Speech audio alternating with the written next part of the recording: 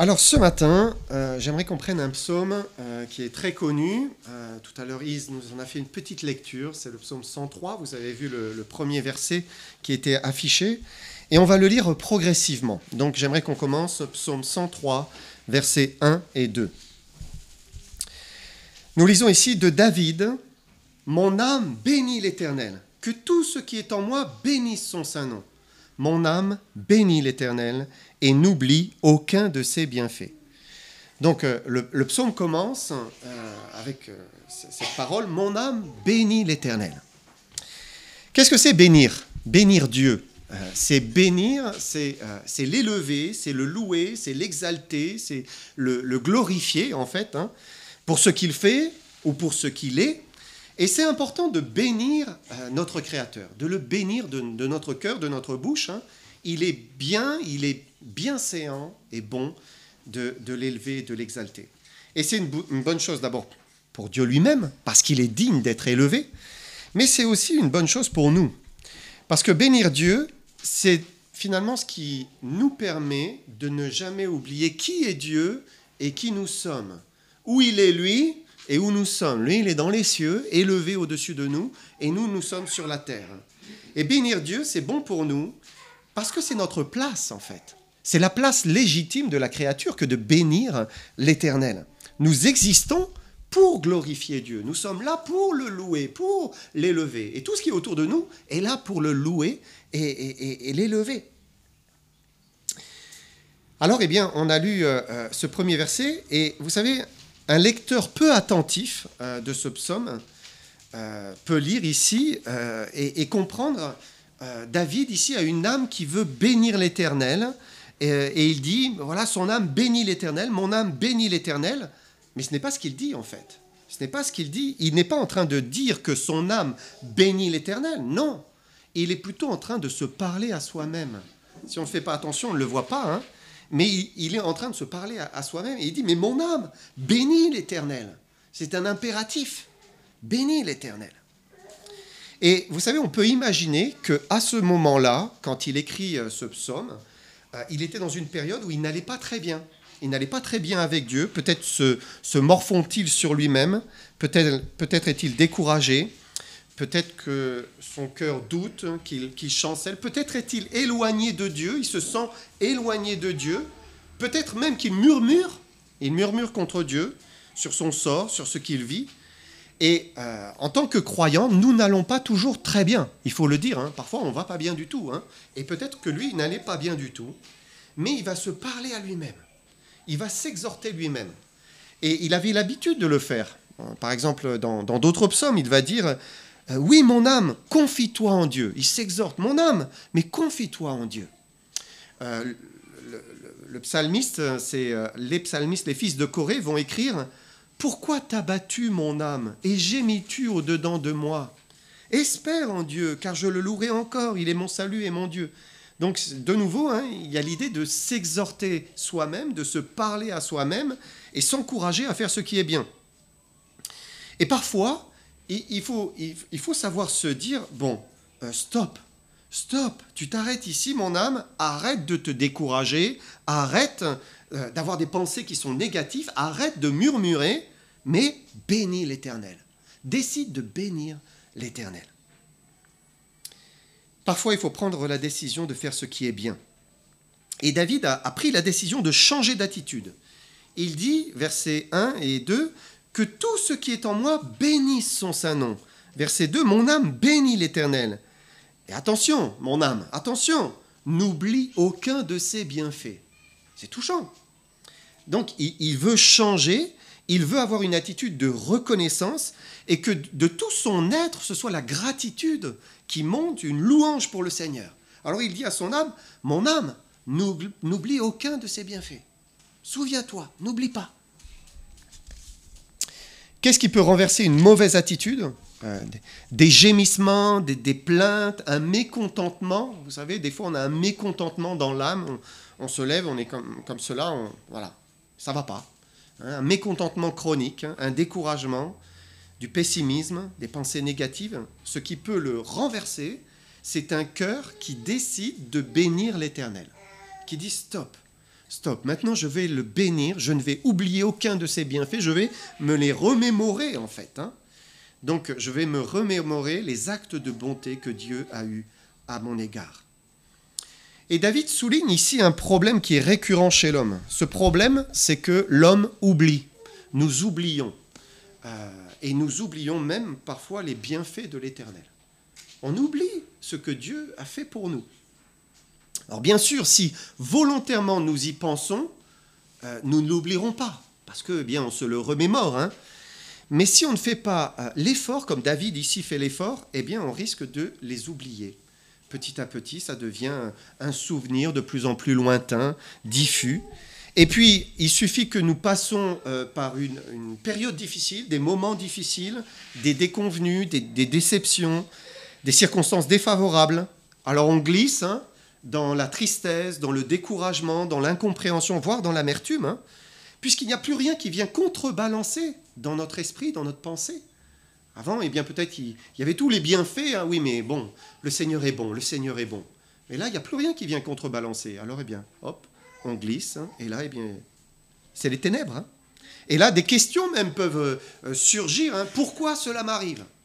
Pourquoi c'est si difficile? Pourquoi Dieu m'oublie-t-il? Pourquoi? Et est-ce que Dieu m'aime vraiment? Même un chrétien peut se poser parfois la question. Il suffit qu'il passe par la vallée de l'ombre de la mort, et il se dit, mais est-ce que Dieu m'aime vraiment là? Il a oublié les bienfaits de l'Éternel. David ici prend la décision de se rappeler la bonté et les bienfaits de l'Éternel. Et il va énumérer tout ce que Dieu a fait et fait pour lui et ce qu'il est même. On peut dire même dans ce psaume, il y a des sections. D'abord, il va nous parler de ce que Dieu fait pour nous. C'est un sujet de bénir l'Éternel. Ensuite, il va nous parler de ce que Dieu est pour nous. C'est une raison de bénir l'Éternel. Ensuite, il va nous rappeler ce que nous sommes et se le rappeler à lui-même, ce qu'il est en tant qu'homme. Et enfin, il va nous parler, nous rappeler que le fait de bénir l'Éternel, c'est quelque chose qui est universel dans la création. Toute la création bénit l'Éternel. Dieu a fait la création pour l'élever, pour l'honorer. D'abord, voyons ce que Dieu a fait pour nous. Tout à l'heure, on l'a lu, ce verset 3. C'est lui qui pardonne toutes tes iniquités, qui guérit toutes tes maladies. L'a-t-on oublié? Dieu nous pardonne toutes nos iniquités, c'est-à-dire tous nos péchés en Jésus-Christ, absolument tous nos péchés en Jésus-Christ. Puisqu'il est mort pour nous, il nous pardonne absolument tout. Il suffit de croire en lui, croire en son sang versé pour nos péchés, et on vient se réfugier en lui, et c'est fait. Il nous pardonne tout. 1 Jean, chapitre 1, verset 9, dit « Si nous confessons nos péchés, il est fidèle et juste pour nous les pardonner et nous purifier de toute iniquité. » C'est tout, je confesse. Il est fidèle et juste parce qu'il est mort pour moi, et il me pardonne tout, absolument tout. Vous savez, quand on lit cela, c'est lui qui pardonne toutes tes iniquités. Je pense que c'est une raison suffisante, même s'il n'y avait que celle-là, pour bénir l'Éternel. C'est suffisant. Tout à l'heure, Yves le disait, quand elle a lu ça, mais moi c'est pareil. Quand je suis venu au Seigneur, et j'ai compris, il me pardonne tout le mal que j'ai fait. Mais merci Seigneur, quoi. Je ne demande pas grand-chose de plus. Un pardon qui est total, complet, c'est-à-dire un pardon pour le passé, tout ce que j'ai fait, un pardon pour le présent, ce que j'ai peut-être fait là encore aujourd'hui, et même un pardon pour le futur. Il me pardonne toutes mes iniquités. C'est merveilleux que Dieu nous offre un tel pardon. Maintenant, il est vrai que le pardon que Dieu donne est parfois plus concret, on va dire plus grand d'une certaine manière, plus évident pour certains que pour d'autres. C'est ce que Jésus a enseigné à Simon. Si vous vous rappelez, Simon le pharisien. Simon reçoit Jésus chez lui, et vous savez, à l'époque, les maisons étaient ouvertes, donc les gens pouvaient s'agglutiner, rentrer même dans la maison, et une femme rentre, une femme de mauvaise vie, la Bible dit une femme pécheresse, elle rentre, et puis elle vient par derrière, et elle commence à verser du parfum sur Jésus, et elle pleure. Jésus est probablement allongé, Et elle pleure à grosses larmes. Elle finit par mouiller les pieds de Jésus. Elle prend ses cheveux, elle essuie avec ses cheveux les pieds de Jésus. Et Simon, donc propriétaire des lieux, qui voit cela, il est choqué que Jésus puisse se laisser approcher d'une telle femme, une femme impure, une femme pécheresse. Et là, nous lisons Luc 7, versets 40 à 43. Jésus prit la parole et lui dit : « Simon, j'ai quelque chose à te dire. »« Maître, parle, répondit-il. Un créancier avait 2 débiteurs. L'un devait 500 deniers et l'autre 50. Comme il n'avait pas de quoi payer, il leur remit à tous 2 leurs dettes. Lequel l'aimera le plus ? Simon répondit : « Celui, je pense, auquel il a le plus remis. » Jésus lui dit : « Tu as bien jugé. » Et il est certain que la gratitude n'est pas toujours la même envers quelqu'un qui a la conscience lourde, chargée à cause du péché, et puis quelqu'un qui n'en a pas conscience, pas vraiment conscience, ou moins conscience, en tout cas, de son péché. En réalité, Simon était aussi pécheur que cette femme pécheresse, puisque un péché suffit pour mener en enfer. Donc, il était pécheur au même titre que cette femme. Simplement, Simon était né dans une famille juive, religieuse, avec des règles, des lois, la loi de Moïse, et donc il a été gardé de bien des péchés. Alors son sentiment de culpabilité est moins important que cette femme qui est chargée, et lui se sent plus juste finalement. Et vous savez, parfois certains chrétiens peuvent oublier que c'est lui qui pardonne toutes nos iniquités. Il pardonne toutes nos iniquités. Il nous lave. Et il n'y a pas besoin d'être un criminel ou un débauché pour être condamné. Un péché suffit pour être perdu. Et le pardon, c'est vraiment le premier sujet de bénir l'Éternel. D'ailleurs, il le met en premier. C'est lui qui pardonne toutes tes iniquités. Ça doit être un sujet continuel de reconnaissance. Merci Seigneur pour le pardon. Mais David ajoute, c'est lui qui guérit toutes tes maladies ou toutes tes infirmités. Et le péché en général, il vient nous abîmer. Il vient nous dérégler, nous blesser, nous déformer, nous meurtrir d'une manière qui est directe ou d'une manière qui est indirecte. À la fois dans le corps, mais aussi dans l'âme. Le péché nous atteint. Le péché a changé quelque chose. Alors attention, ça ne veut pas dire que chaque maladie est le fait d'un péché.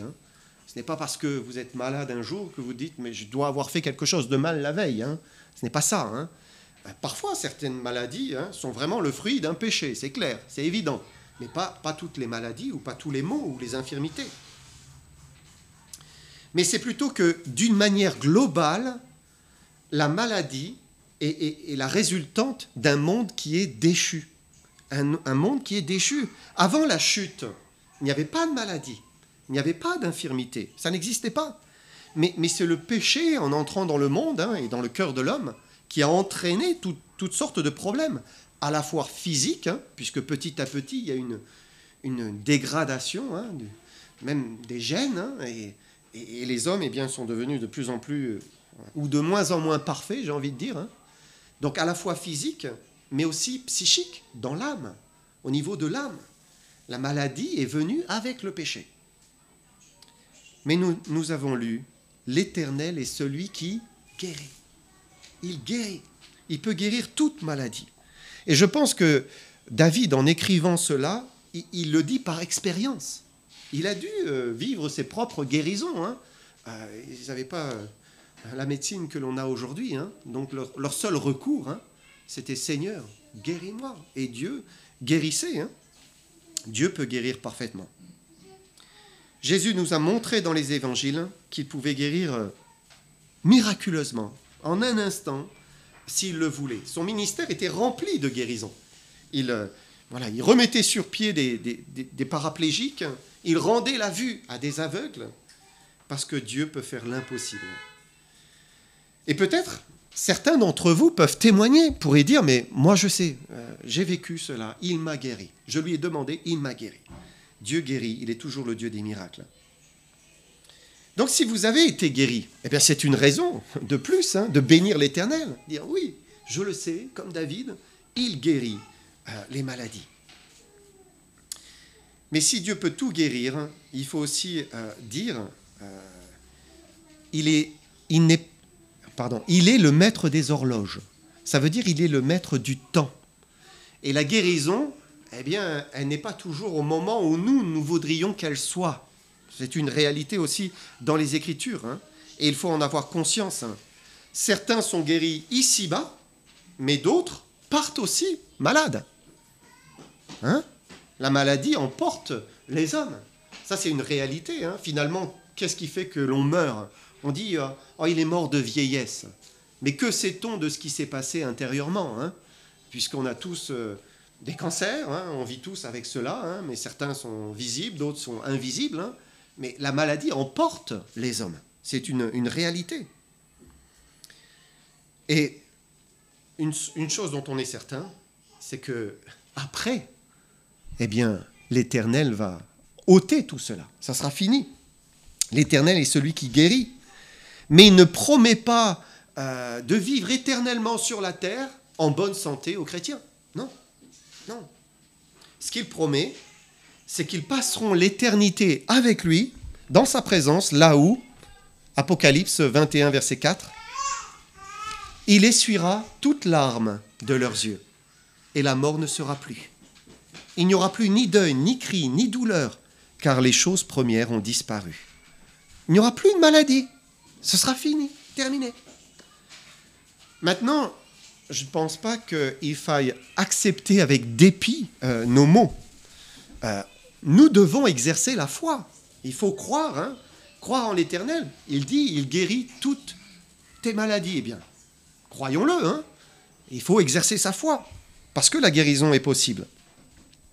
C'est ce que nous dit ce verset, c'est ce que nous dit Jésus par ses actes, hein, par tout ce qu'il a fait. Il faut croire, il faut placer sa foi en lui. Dieu est le rémunérateur de ceux qui le cherchent. Et c'est sûr que ceux qui expérimentent la guérison, c'est par la foi. C'est par le fait qu'ils croient et qu'ils demandent, qu'ils attendent de Dieu. Mais si je ne suis pas guéri aujourd'hui, cela ne m'empêchera pas de le bénir. C'est cela. Parce qu'il est le maître du temps. Il est le maître de ma vie. Et s'il permet que la guérison tarde, alors eh bien, je continuerai à le bénir. Parce que j'ai confiance en lui. Verset 4.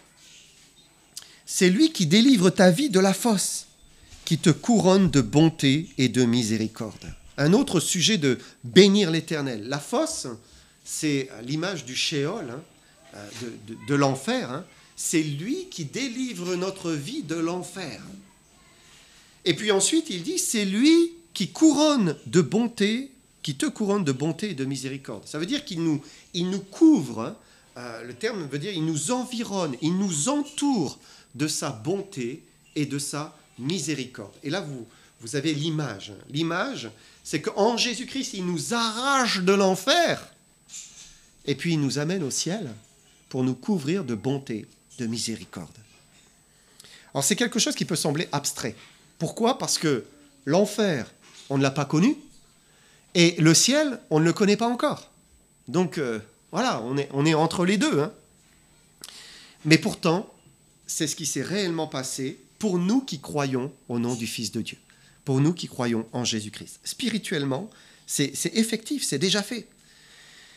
Et c'est très souvent le pécheur qui a beaucoup péché qui a plus conscience d'avoir eu comme déjà un pied en enfer. Hein, parce qu'il l'avait, mais alors lourd, hein, alors il croit en l'enfer, hein, il le sait. Et c'est ensuite le croyant réconcilié avec Dieu par Jésus-Christ, qui vit sa communion avec Dieu, qui marche avec le Seigneur, c'est lui qui a l'impression le plus d'être au ciel. Donc, quand vous savez de quoi vous avez échappé et quand vous marchez avec le Seigneur, mais ça y est, quoi. Pas besoin de mourir pour savoir que l'enfer existe, hein, et pas besoin d'être déjà au ciel pour savoir que le ciel existe. Le pécheur repenti qui marche avec son Dieu, il le sait. Verset 5. C'est lui qui rassasie de bien ta vieillesse, qui te fait rajeunir comme l'aigle. Là, c'est un autre sujet de bénir l'Éternel. Dieu ne nous oublie pas dans la vieillesse. Et celui qui se confie en l'Éternel, il a comme des forces qui sont renouvelées. Alors, David n'est pas en train de dire que les personnes âgées vont courir comme des jeunes hommes ou des jeunes femmes. Hein, c'est pas ce qu'il est en train de dire. Hein. Aussi, si vous tapez un petit peu sur Internet, peut-être vous allez tomber sur des histoires incroyables sur les aigles qui peuvent rajeunir, vivre jusqu'à 70 ans. Voilà, c'est pas vrai. Hein. Et malheureusement, parfois, ça peut être repris même par des chrétiens. Mais vérifiez hein, tout sur Internet. Hein, ce n'est pas vrai. Un aigle, ça vit tout au plus une trentaine d'années en liberté. Mais la particularité de l'aigle, c'est qu'il ne cesse pas de voler jusqu'à la fin, en fait, jusqu'à la fin de sa vie. Je me suis posé la question, mais comment meurt un aigle? Alors, je vous lis. David Hancock, biologiste de la faune, explique que la fin de vie des aigles arrive quand ils n'arrivent plus à se nourrir correctement. Ils ont alors froid, ils perdent du poids. Lorsqu'ils sont trop faibles pour voler ou pour rester sur les branches des arbres, ils tombent et meurent. Et il dit, un aigle qui ne vole pas est un aigle mort. Un aigle qui ne vole pas est un aigle mort. Ça signifie que l'aigle vole toujours. Il vole jusqu'à la fin. Et s'il ne vole plus, c'est qu'il est presque mort, quoi. Il va mourir incessamment sous peu, hein, rapidement. Et on ne voit pas la différence entre un aigle de 30 ans qui vole, là, majestueux, et puis un aigle de 5 ans, un jeune aigle qui vole. Hein. Tous les deux, ils volent voilà, d'une manière majestueuse. Et c'est la particularité des enfants de Dieu dans leur vieillesse. Ils ne cessent pas de voler dans les cieux, c'est-à-dire d'être proches de Dieu, hein, de vivre proche de Dieu. Bien sûr, les croyants, au même titre que tous les hommes, voilà, ils sont plus lents, ils doivent faire plus attention. Certains eh bien, peuvent avoir une canne, mais spirituellement, ils peuvent être comme les aigles dans le ciel, hein, vivant avec Dieu jusqu'à ce que Dieu les reprenne. Verset 6. L'Éternel fait justice, il fait droit à tous les opprimés. Il a manifesté ses voies à Moïse, ses œuvres aux enfants d'Israël. Et c'est un autre sujet de bénir l'Éternel. L'Éternel fait justice. Et vous savez, David, qui écrit ce psaume, il pouvait en parler par expérience, parce que lui, il a subi l'injustice. Quand on pense à Saül et la persécution qu'il a subie par Saül, hein, le roi, mais il s'est reposé sur l'Éternel, et c'est Dieu lui-même qui lui a fait justice. Et David voulait s'en souvenir. Il le mentionne ici parce que c'est une raison de bénir l'Éternel. Mais il cite aussi Moïse, Israël, les enfants d'Israël. Et de la même manière, eh bien, Israël était sous l'oppression de l'Égypte. Hein. Ils ont été opprimés, mais ils crièrent à l'Éternel. Et l'Éternel eh bien, leur a fait justice en les délivrant par Moïse. Et ils bénirent l'Éternel. Donc là, c'est plein de faits, hein, de choses que Dieu fait pour nous. Et ce sont des raisons de bénir. Il faut s'en souvenir. Qu'est-ce que Dieu a fait pour vous? Souvenez-vous. Et adorez l'Éternel. Rendez-lui grâce. Vous savez, c'est un effort volontaire. David écrit. Voilà. C'est lui qui a fait cela. C'est lui. Il y a un effort à faire. Hein. C'est pas, ouais, c'est une bonne chose à faire, ça viendra tout seul. Non. Il faut le faire. Mais ensuite, le psalmiste va nous développer ce que l'Éternel est pour lui, il est pour nous. Regardez versets 8 à 12. L'Éternel est miséricordieux et compatissant, lent à la colère, riche en bonté. Il ne conteste pas sans cesse. Il ne garde pas sa colère à toujours. Il ne nous traite pas selon nos péchés. Il ne nous punit pas selon nos iniquités. Mais autant les cieux sont élevés au-dessus de la terre, autant sa bonté est grande pour ceux qui le craignent. Autant l'Orient est éloigné de l'Occident, autant il éloigne de nous nos transgressions. Dieu est pour nous un Dieu miséricordieux, compatissant, lent à la colère, riche en bonté. Maintenant, je crois que pour comprendre la miséricorde de Dieu et la compassion, il faut comprendre la gravité du péché. On ne peut pas comprendre la miséricorde de Dieu si on ne comprend pas la gravité du péché. C'est évident. Le verset 9 nous parle de la colère de Dieu. Et vous savez, beaucoup n'imaginent pas la colère de Dieu. Ils ne savent pas que Dieu, ils n'imaginent pas qu'il puisse être en colère. Comment ça? Comment? Pourquoi serait-il en colère? Mais la Bible développe la colère de Dieu. Dieu est en colère à cause de notre péché. Il est en colère. À cause de l'endurcissement de l'homme. À cause de son cœur impénitent. C'est-à-dire un cœur qui ne veut pas se repentir. Il ne veut pas faire demi-tour. Qui refuse de changer de comportement. Dieu est en colère. C'est ce que l'apôtre Paul développe en parlant en Romains. Regardez ce qu'il dit, Romains 2, verset 5.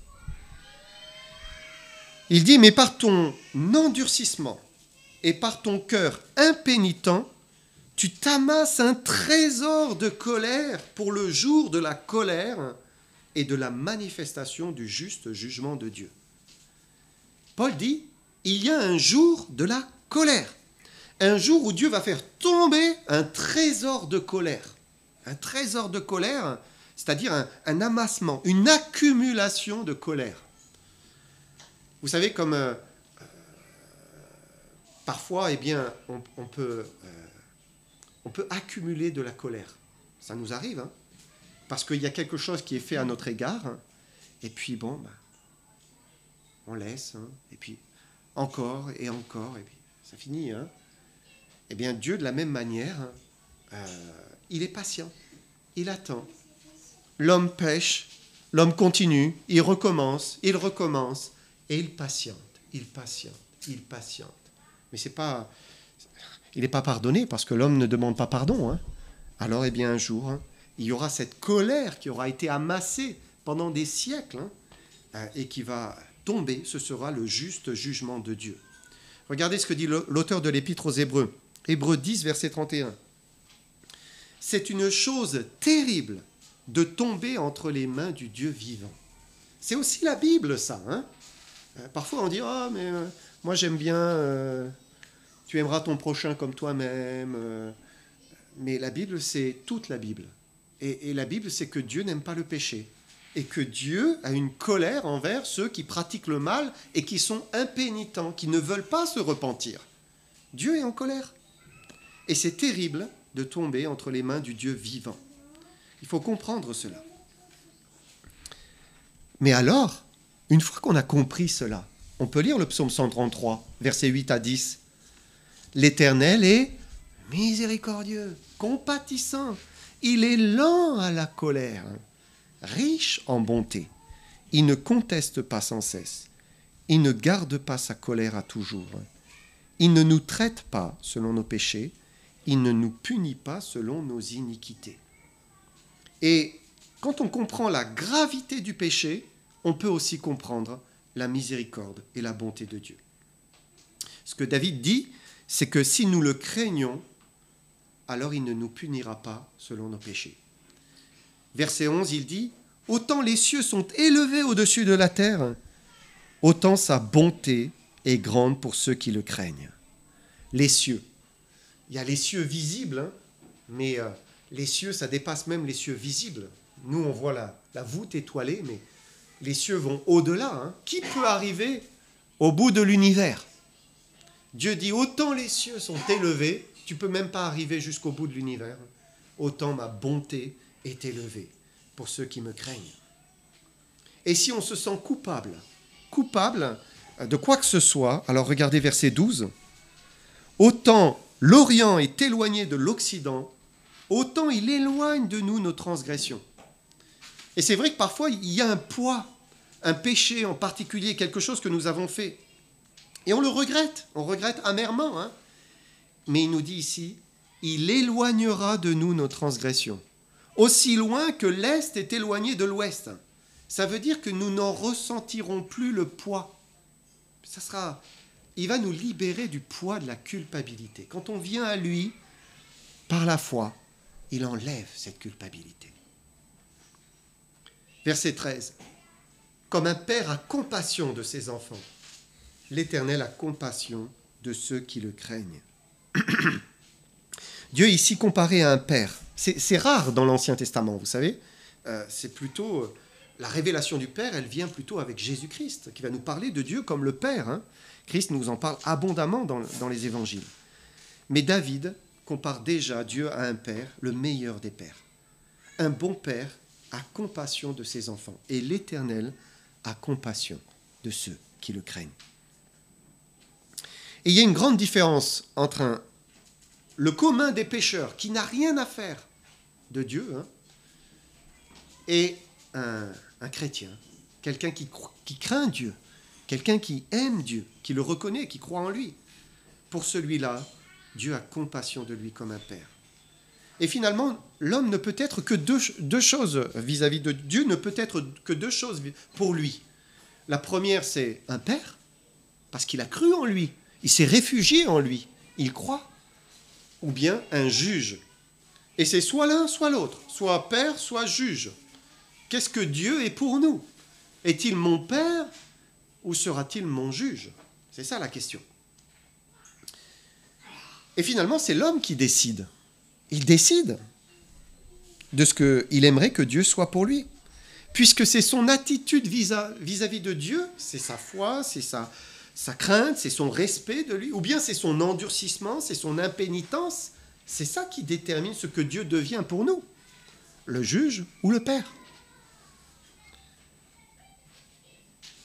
Voilà ce que Dieu est. Dieu est pour nous un Père. C'est un sujet de bénir l'Éternel.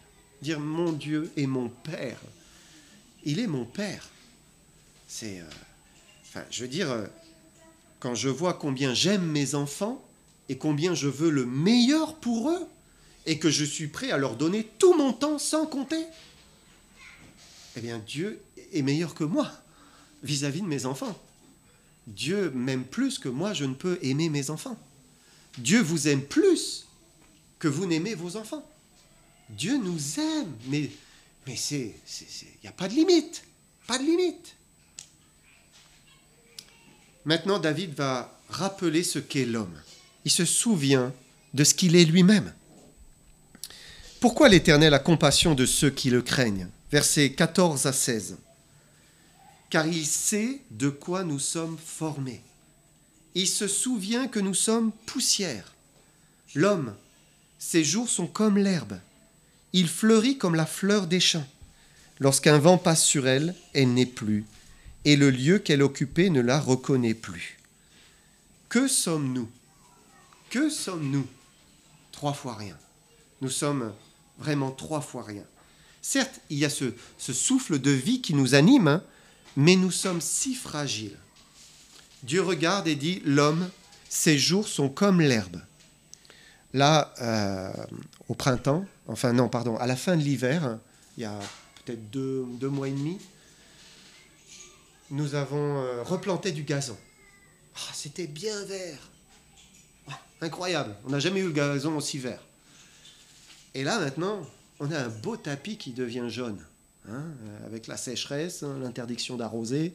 Voilà, c'est terminé. Terminé. Tout commence à sécher. Et l'homme fleurit comme la fleur des champs. Et puis il meurt. Il disparaît. Il est oublié.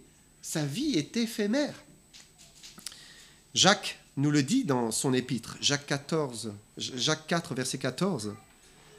Vous qui ne savez pas ce qui arrivera demain, car qu'est-ce que votre vie? Vous êtes une vapeur qui paraît pour un peu de temps et qui ensuite disparaît. Qu'est-ce qu'une vapeur? Hein, vous voyez la vapeur au-dessus de la cuisinière. Hein, vous la voyez et vous ne la voyez plus. Ça disparaît presque aussi vite que c'est venu. Hein. Qu'est-ce qu'il reste de tous ceux qui sont partis? Pour beaucoup, juste un souvenir. Hein. Mais regardez le contraste, verset 17. Mais la bonté de l'Éternel durera jamais pour ceux qui le craignent, et sa miséricorde pour les enfants de leurs enfants. Et il y a un contraste. Qu'est-ce que l'homme? Un être fragile qui passe comme la fleur de l'herbe. Mais par contre, la bonté de l'Éternel dure à jamais, à toujours, pour ceux qui le craignent. C'est continu. Et si l'homme est une créature fragile, Dieu est éternel. Et ce qui nous rend nous-mêmes éternels, eh bien, c'est la bonté de Dieu. Finalement, c'est de placer notre confiance en lui et de bénéficier de cette bonté qui ne dure, qui n'arrête jamais, qui dure à jamais pour ceux qui le craignent. Et puis, verset 18, pour ceux qui gardent son alliance et se souviennent de ses commandements, afin de les accomplir. David gardait l'alliance qu'il avait reçue. C'était l'ancienne alliance, l'alliance avec Moïse. Nous sommes sous la nouvelle alliance. L'alliance en son sang, on vient de prendre tout à l'heure le pain et le vin, c'est le sang de la nouvelle alliance. Si nous croyons dans le sang de Jésus-Christ, nous plaçons en lui, nous croyons en lui, nous recevons son pardon par ce sang qu'il a versé, alors nous sommes sous la nouvelle alliance. Et alors, eh bien, par lui, nous pouvons marcher par la foi, garder ses commandements. Enfin, pour terminer, sur les derniers versets de ce psaume, David va nous rappeler que le fait de bénir l'Éternel, c'est quelque chose d'universel dans la création. Versets 19 à 22. L'Éternel a établi son trône dans les cieux, et son règne domine sur toute chose. Bénissez l'Éternel, vous ses anges qui êtes puissants en force et qui exécutez ses ordres en obéissant à la voix de sa parole. Bénissez l'Éternel, vous toutes ses armées, qui êtes ses serviteurs et qui faites sa volonté. Bénissez l'Éternel, vous toutes ses œuvres, dans tous les lieux de sa domination. Mon âme bénit l'Éternel. Donc David exhorte toute la création à bénir l'Éternel. Mais pourquoi ? Il dit aux anges, bénissez l'Éternel. Il dit à ses serviteurs, tous ses serviteurs, bénissez l'Éternel. Il dit à toutes ses œuvres, c'est-à-dire sa création terrestre, on pourrait dire la nature, les animaux, les plantes, tout cela, bénissez l'Éternel. Mais pourquoi ? Pour terminer sur une exhortation à soi-même. Mon âme, mais bénis l'Éternel. Bénis l'Éternel, choisis de bénir l'Éternel, vas-y. En fait, il s'encourage lui-même au sein de son découragement. Il se reprend et il se dit à lui-même, mais stop, arrête. Compte les bienfaits de Dieu, vois ce que Dieu a fait pour toi. Vois ce que Dieu est pour toi. Vois combien toi tu es si faible, si fragile. Et pourtant, je te couvre de ma bonté, de ma miséricorde. Et vois combien c'est ta place de bénir l'Éternel dans la création. Mon âme bénit l'Éternel. Et c'est notre place légitime. C'est réellement pour cela que nous avons été créés. Notre vie devrait être une offrande à l'Éternel, un sacrifice vivant, comme dit la parole. Que tout ce que nous sommes eh bien, soit quelque chose qui honore, qui élève l'Éternel.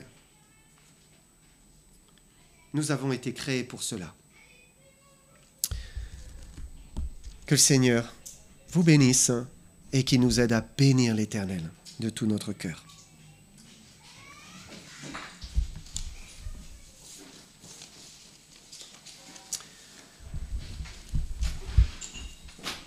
J'aimerais terminer sur quelques annonces